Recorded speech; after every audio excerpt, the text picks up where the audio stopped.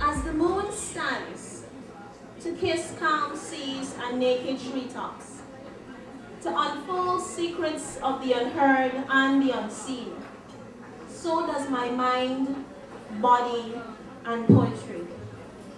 For beyond the cloud of question and confusion, I lend an arm to be soiled, sniffed, and snuggled by hands, nose, and tears restricted to platonic rules, whose name carries my scent and whispers, thank you.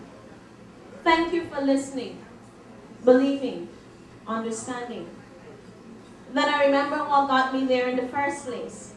I wanted the same things but blanketed them with intellect, weighing all possibilities for postponement, adjustment, equality, maturity, so I can execute the gracious clause of commitment. I withdrew.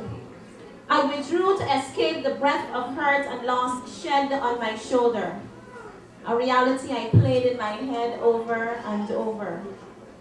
And though the casts are new, the scenes are no doubt deja vu. My mind evolves as my verses unnurses masculine wounds, wounds that were superimposed and leave a nasty lacerated scar, one which offers no semblance of hope or tomorrow. You see, when the mind and heart is in conflict and man cannot touch with what he deserves, money can't buy what is not served. Boredom and emptiness creep into places as brittle as sun-parched pegs. A flint of manhood grows a tail that wags shyly between clasped legs. Weary minds turn their heads too because it soon becomes contagious.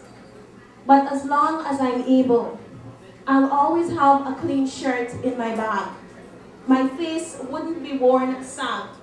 I'll wear fragrances that embrace the awakening of dawn on Sunday.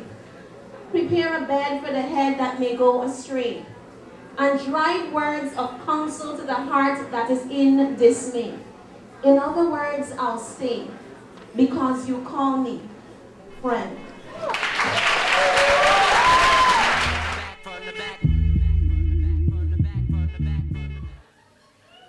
They told me that Poem was born in sin and shaped in iniquity. So his lifestyle never really quickened me. But now I wish that he would have stuck with me and I could have stuck with him and he could learn from me and he could have teach me too.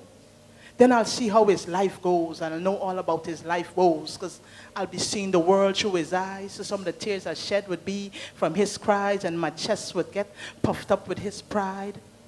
And I wish I could just take him in my arms and hold him and rock him. And I wish you could have gotten to know him because you too would want to rock this poem.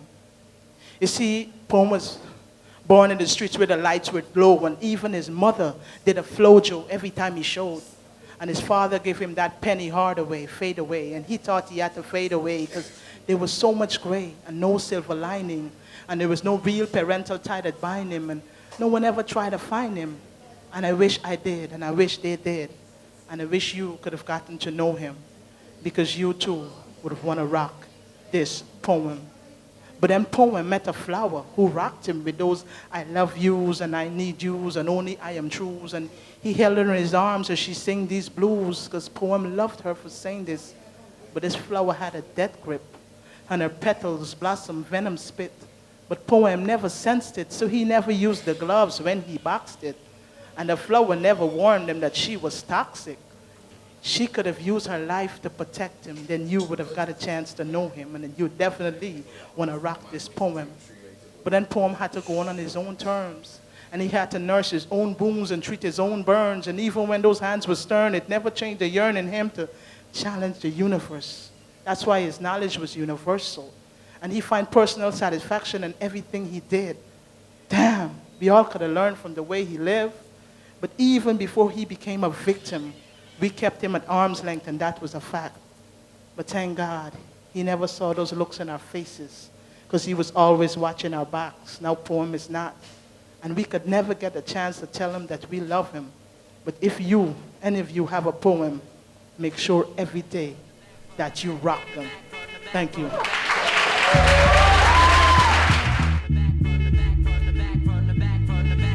Well, it seems like we've come to the end of another show. But don't worry, because we're going to be here again next week. Same time, same place, more poets, more pieces, and we're going to have a blast.